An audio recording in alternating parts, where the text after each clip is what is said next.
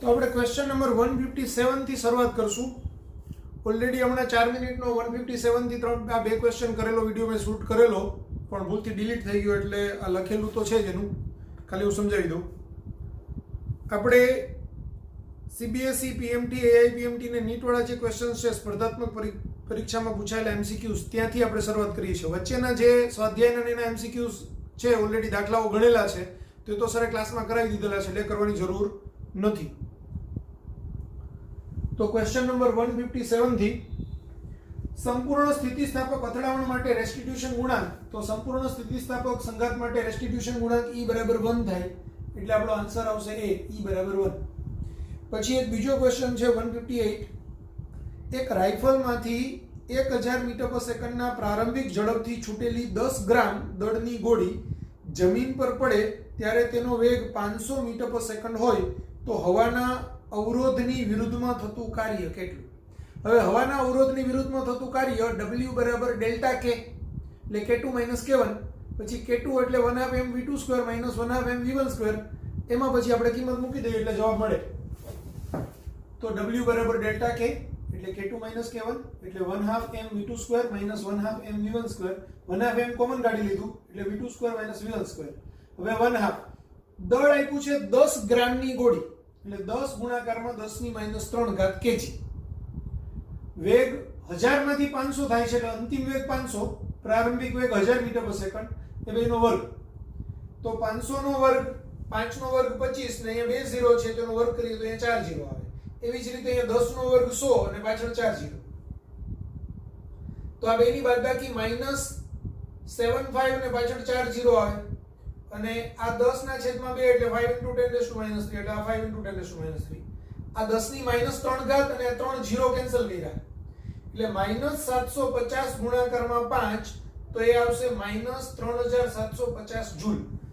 હવે ગોળી ગતિ કરે છે આગળની બાજુએ, પણ અવરોધક બળ લાગે છે એની વિરુદ્ધ દિશામાં, એટલે બળની વિરુદ્ધ દિશામાં સ્થાનાંતર થતું હોવાથી આ કાર્ય નિયમ મુજબ જ ઋણ આવે. ઋણ ન આવે તો ખોટું કહેવાય, બરાબર? એટલે એ કાર્ય છે એ ઋણ મળે. તો આ કાર્ય અવરોધક બળની વિરુદ્ધ દિશામાં થતું હોવાથી ઋણ છે, પણ ખાલી એનું મૂલ્ય લખીએ તો એ 3750 જૂલ કહેવાય, એટલે કાર્યનું મૂલ્ય 3750 જૂલ, એટલે કે આન્સર આવે B. Next question 159.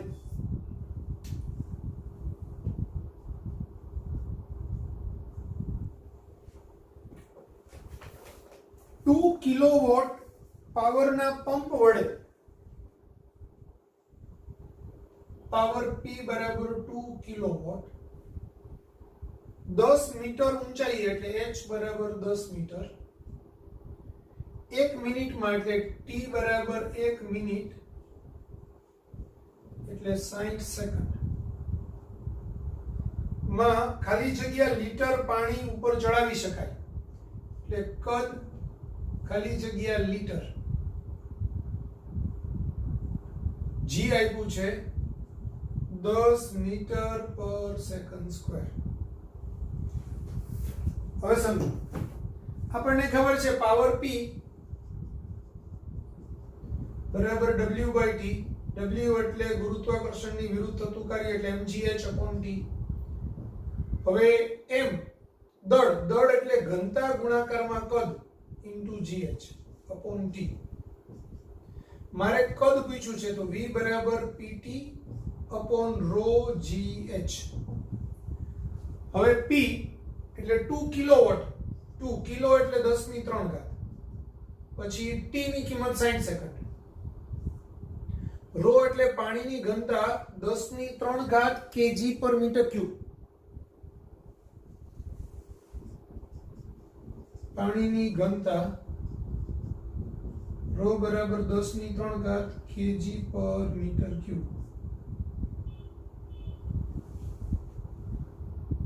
g ની વેલ્યુ 10 અને h ની વેલ્યુ 10. તો આ 10 ની 3 ઘાત, આ 10 ની 3 ઘાત કેન્સલ, આ બે કેન્સલ. તો 6 દુ 12, 12 ના છેદમાં 10 એટલે 1.2 મીટર ક્યુબ. હવે 1 મીટર ક્યુબ કદ એટલે 1000 લીટર થાય. 1 મીટર ક્યુબ એટલે 1000 લીટર. તો 1.2 મીટર ક્યુબ એટલે 1.2 into 1000 લીટર એટલે 1200 લીટર. તો આપણો આન્સર આવશે 1200 લીટર, એટલે આન્સર બી.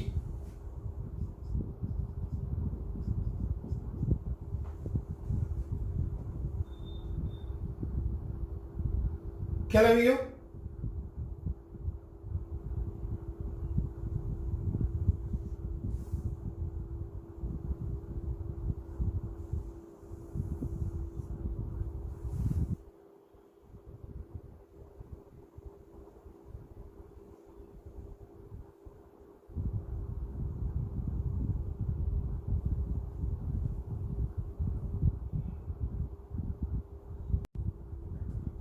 Question number 160.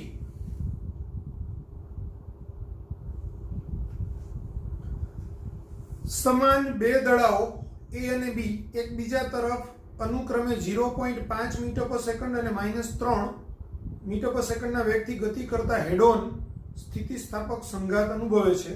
તો આ સંઘાત બાદ તેમના અનુક્રમે વેગ કેટલા હશે? હવે એક દડો છે A બોલ, એનો વેગ છે 0.5 મીટર પર સેકન્ડ. બીજો બોલ B છે, એ -0.3 મીટર પર સેકન્ડ છે. આ V1 કહીએ અને આને આપણે V2 કહીએ. બંનેના દળ છે એ સમાન છે, સમાન દળાઓ છે, સમાન દળના દળાઓ છે અને સ્થિતિસ્થાપક સંઘાત અનુભવે છે. તો સ્થિતિસ્થાપક સંઘાત બાદ સમાન દળના વેગોની અદલા બદલી થાય છે. એટલે આનો અંતિમ વેગ v1 ડેશ કહીએ તો v1 ડેશ એટલે v2 થાય, એ -0.3 મીટર પર સેકન્ડ થાય અને v2 ડેશ બરાબર v1 થાય, એ 0.5 મીટર પર સેકન્ડ થાય. એટલે આપણો આન્સર આવશે બી, -0.3, 0.5 મીટર પર સેકન્ડ.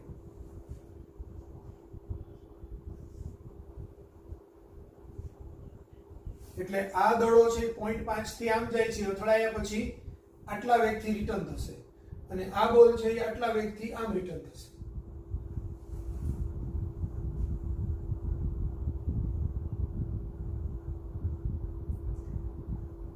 ટુ કેજી દળવાળા પદાર્થ પર m બરાબર 2 કેજી, f બરાબર 7 -2x plus 3x square newton. ચલ બળ લાગવાથી તે x બરાબર 0 સ્થાન પરથી ખસીને x બરાબર 5 મીટર સ્થાને પહોંચે છે. તો આ દરમિયાન થતું કાર્ય કેટલું હશે? તો આ દરમિયાન થતું કાર્ય w બરાબર ઇન્ટિગ્રેશન x1 થી x2 f dx.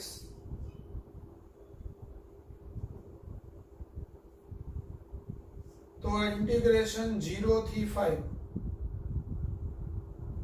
f એટલે 7 -2x વત્તા 3x નો વર્ગ dx. તો 7x ની સાથે અહીંયા 7 ની સાથે 1 હોય તો 7 dx નું થાય 7x -2 x નું થાય x²/2 વત્તા 3 x² નું થાય x નો ઘન છેદમાં 3 0 થી 5. આ 2 2 કટ, આ 3 3 કટ. એટલે લિમિટ મૂકું તો 7 × 5 માઇનસ 5 નો વર્ગ વત્તા 5 નો ઘન માઇનસ 0 પ્લસ 0 માઇનસ 0. અહીંયા 0 0 0 મૂકો તો 0 થઈ જશે. એટલે આ 35 માઇનસ 25 વત્તા 25 ગુણાકારમાં 5 એટલે 125. માઇનસ 25 ના 125 એટલે 100 વત્તા 35 એટલે 135. તો 135 જૂલ એ આપણો આન્સર આવે. તો 135 જૂલ એવો ઓપ્શન છે સી. એટલે આપણો આન્સર આવશે સી. બરાબર.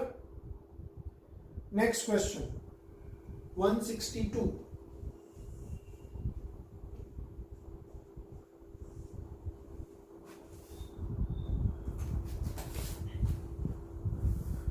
એક ગ્રામ અને 9 ગ્રામ દળ ધરાવતા બે પદાર્થોની ગતિ ઉર્જા સમાન હોય તો તેમના વેગમાનનો ગુણોત્તર ખાલી જગ્યા થાય. m1 બરાબર 1 ગ્રામ,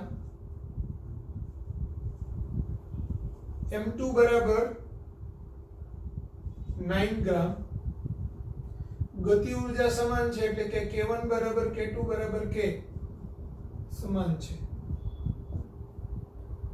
તો વેગમાનનો ગુણોત્તર p1 બાય p2. હવે વેગમાન p બરાબર √2mk થાય.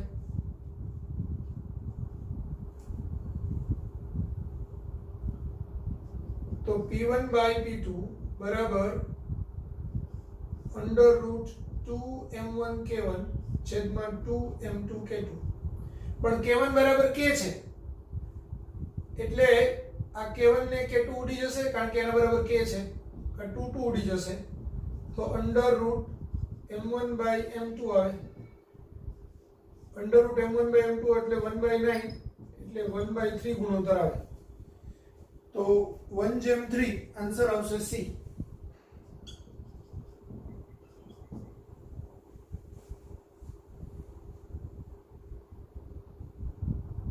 લખી નાખો.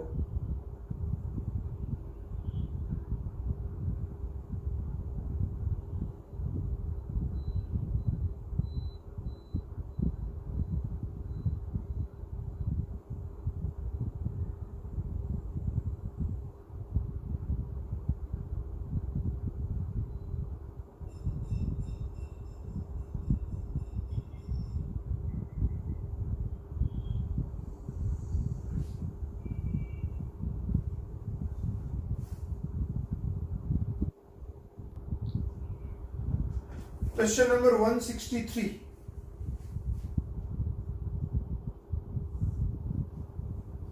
પદાર્થના વેગમાનમાં 50% નો વધારો કરવામાં આવે તો તેની ગતિ ઉર્જામાં થતો પ્રતિશત વધારો કેટલો થાય? હવે વેગમાનમાં 50% નો વધારો થાય છે તો પહેલા તો જૂની ગતિ ઉર્જા k બરાબર p²/2m અપરિણામ 1. હવે નવું વેગમાન p ડેશ એટલે 150% p, કારણ કે 100% હોય જેમાં 50% નો વધારો કર્યો એટલે 150% p થયું એટલે એને 150/100p એટલે કે 1.5p લખાય. હવે નવી ગતિ ઉર્જા k ડેશ એટલે p ડેશ નો ²/2m. p ડેશ એટલે 1.5p એનો ²/2m એટલે 1.5 નો સ્ક્વેર 2.25 15 નો વર્ગ 225 એના પરથી ઇન્ટુ આ p²/2m. પણ p²/2m એટલે જૂની ગતિ ઉર્જા એટલે 2.25k થાય. હવે ગતિ ઉર્જામાં થતો પ્રતિશત વધારો, ગતિ ઉર્જામાં થતો પ્રતિશત ફેરફાર અથવા તો વધારો બરાબર ડેલ્ટા k ના છેદમાં k ઇન્ટુ 100 થાય. ડેલ્ટા k એટલે k dash minus k upon k into 100. k dash એટલે 2.25k minus k upon k into 100. એટલે આ 1.25 k ના છેદમાં k * 100 હવે કેન્સલ 125%. જો જવાબ ધન આવે તો ગતિ ઊર્જામાં વધારો થાય, જવાબ ઋણ આવે તો ગતિ ઊર્જામાં ઘટાડો થાય એટલા ટકાનો. એટલે અહીંયા 125%નો વધારો થશે.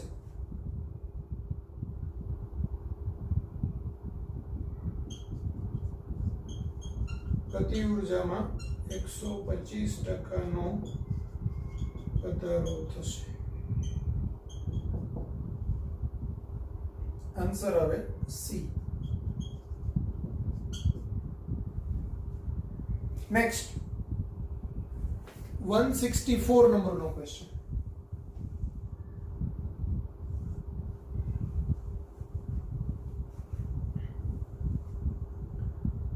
સ્થિર સ્થિતિમાંથી ગતિ શરૂ કરીને અચળ બળની અસર હેઠળ m દળવાળા પદાર્થે મેળવેલી ગતિ ઊર્જા ખાલી જગ્યાના સમપ્રમાણમાં હોય છે. m √m 1/√m અને m⁻⁴. હવે સ્થિર સ્થિતિમાંથી શરૂ કરીને પદાર્થે મેળવેલી ગતિ ઊર્જા k એટલે 1/2 mv². તો જ્યાં v બરાબર v0 પ્લસ at, પણ સ્થિર સ્થિતિમાંથી ગતિની શરૂઆત કરે એટલે પ્રારંભિક વેગ 0 પ્લસ at. તો હવે આપણે એમ લખી શકાય k બરાબર 1/2 m s²t².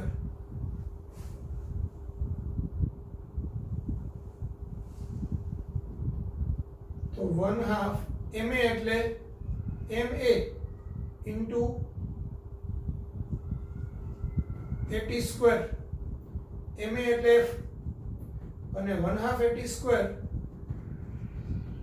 તો v0t પ્લસ 1/2 at² એટલે d થાય. તો આ f into d, કારણ d બરાબર v0 પ્લસ 1/2 at², v0t, પણ v0 એટલે 0 એટલે 1/2 at², એટલે 1/2 at². તો f into d. તો અહીં k ચલે છે m⁻⁴. ગતિ ઊર્જા છે એ દળથી સ્વતંત્ર છે એમ કહી શકાય.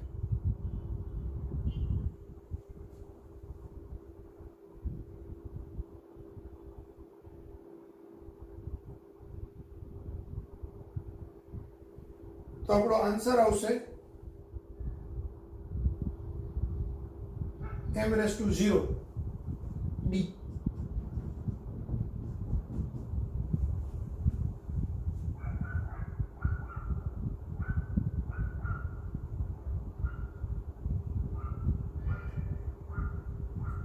આને આપણે આમ બી કહી શકાય ઓર કરીને.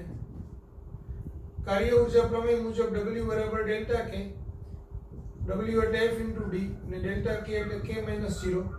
તો k બરાબર fd માટે k ચલે છે m⁻⁴, એટલે આન્સર d. લખી નાખો.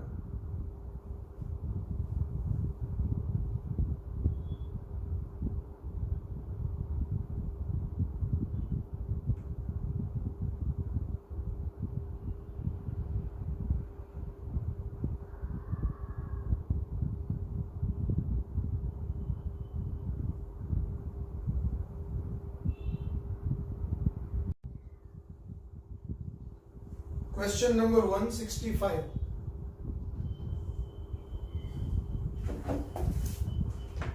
ત્રણ કિલોમીટર/અવર ના ઝડપથી ગતિ કરતો m દળ ધરાવતો પદાર્થ તેની ગતિ દરમિયાન સ્થિર પડેલા 2m દળ ધરાવતા બીજા પદાર્થ સાથે અથડાઈને ચોંટી જાય છે. તો સંયુક્ત તંત્રનો વેગ કેટલો હશે? અંતિમ વેગ પછી જવાબ આપ્યા પછી બધાય તમને કિલોમીટર/અવર માં જ આપ્યા છે, એટલે એને કન્વર્ટ કરવાની જરૂર નથી. તો આપણે એમ કહીએ કે ભાઈ m દળનો એક પદાર્થ છે, એનો વેગ 3 કિલોમીટર/અવર છે. એ ગતિ કરી અને 2m દળના સ્થિર પદાર્થ એનો વેગ 0 છે. બરાબર? તો હવે અથડામણ પછી બે ચોંટી જતા છે.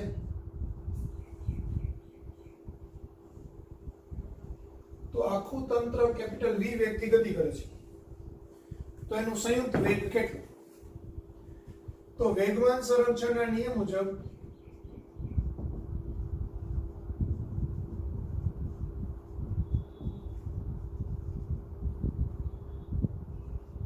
m into 3 plus 2m into 0 બરાબર m plus 2m into v. તો 3m બરાબર 3mv એટલે v બરાબર 1 કિલોમીટર પર અવર. તો આપણો આન્સર આવશે 1 કિલોમીટર પર અવર એટલે a.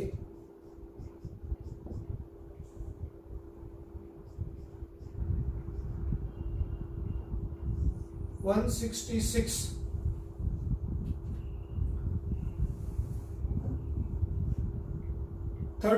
કિલોમીટર પર અવરના વેગથી ગતિ કરતો 2 કિલોગ્રામ દળનો ગોળો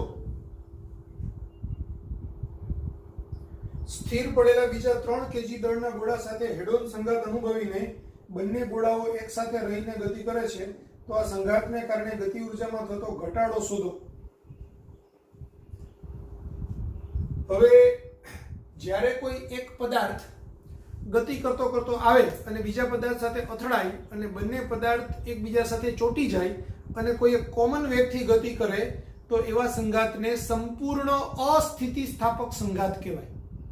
સંપૂર્ણ અસ્થિતિસ્થાપક સંઘાતની અંદર ગતિ ઉર્જામાં થતો ઘટાડો એ 1/2 m1 m2 છેદમાં m1 plus m2 બ્રેકેટમાં v1 minus v2 નો સ્ક્વેર એટલો હોય. તો અહીં સંઘાત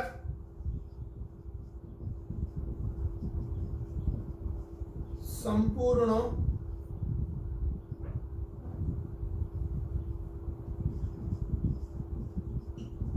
અસ્થિતિસ્થાપક છે.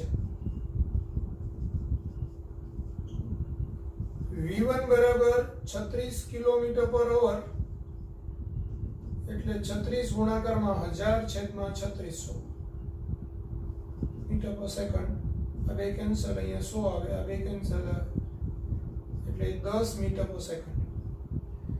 બીજો પદાર્થ છે તે સ્થિર છે એટલે v2 બરાબર 0. તો ગતિ ઉર્જામાં થતો ઘટાડો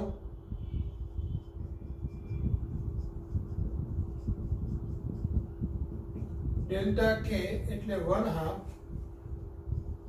m1 m2 upon m1 plus m2 v1 minus v2 નો સ્ક્વેર એટલે 1/2 m1 m2. હવે દળ તમને 2 કિલોગ્રામ નું 3 કિલોગ્રામ નું આપ્યું છે, તો 2 into 3 છેદમાં 2 વત્તા 3 10 minus 0 એનો વર્ગ, 1/2 6/5 into 100. 5 દુ 10 ને 10 કેન્સલ, તો 60 જૂલ આપણો આન્સર આવે, 60 જૂલ.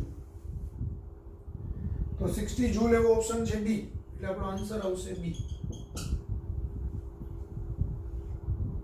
નેક્સ્ટ 167. Question number 167. 3 ગ્રામ દળ ધરાવતા એક કણનું સ્થાન બળની અસર હેઠળ m બરાબર 3 ગ્રામ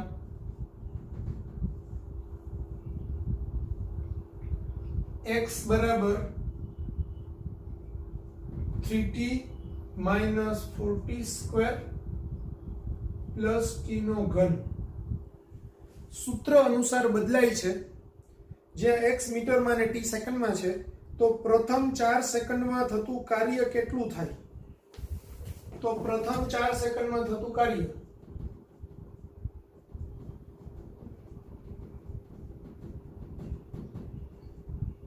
એ આપણને પૂછ્યું છે, બરાબર. હવે આપણે શું કરશું? કાર્ય એટલે ગતિ ઉર્જામાં થતો ફેરફાર. ગતિ ઉર્જામાં થતો ફેરફાર માટે દળ આપ્યું છે, v નથી આપ્યું, પણ x નું સૂત્ર આપ્યું છે t વાળું. તો dx/dt કરીએ એટલે v નું સૂત્ર t વાળું મળે.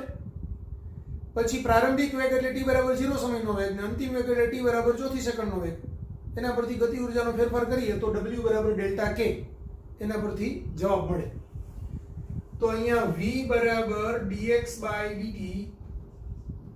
by dt કરીએ તો 3 t નું 1 થાય -4 t સ્ક્વેર નું 2t થાય વત્તા t ના ઘનનું થાય 3t સ્ક્વેર એટલે v બરાબર 3 8t પ્લસ 3t સ્ક્વેર આવું થાય. હવે v1 એટલે v0 0 સેકન્ડે વેગ એટલે 3 8 આ 0 વત્તા 3 આ 0 નો વર્ગ એટલે 3 મીટર પર સેકન્ડ અને v2 એટલે v4 ચોથી સેકન્ડના અંતે વેગ તો 3 8 આ 4 વત્તા 3 આ 4 નો વર્ગ તો 3 8 ચોક 32 વત્તા આ 48 તો 48 માઇનસ 32 એટલે 16 વત્તા 3 19 આ 19 મીટર પર સેકન્ડ આવે બરાબર. તો હવે w બરાબર ડેલ્ટા k બરાબર kf માઇનસ ki એટલે કે 1/2 m v2 square minus 1/2 m v1 square એટલે 1/2 m v2 square minus v1 square 1/2 m એટલે 3 ગ્રામ એટલે 10 ની માઇનસ 3 ઘાત kg v2 એટલે 19 એનો વર્ગ અને v1 એટલે 3 એનો વર્ગ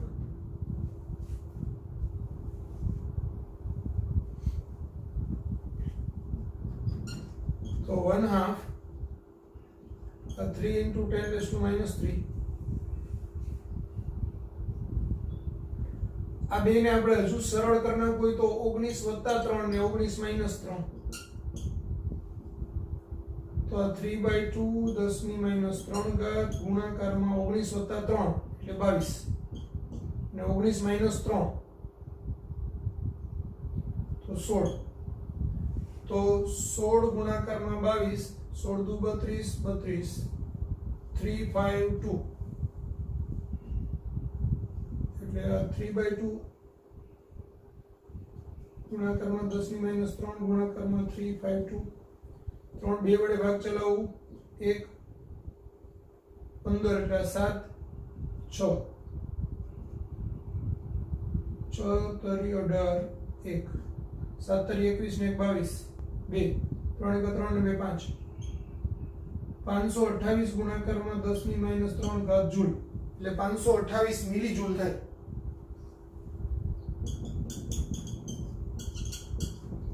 તો 528 મિલી જૂલ એ આપણો આન્સર આવશે. તો એવો ઓપ્શન છે ડી એટલે આપણો આન્સર આવે ડી.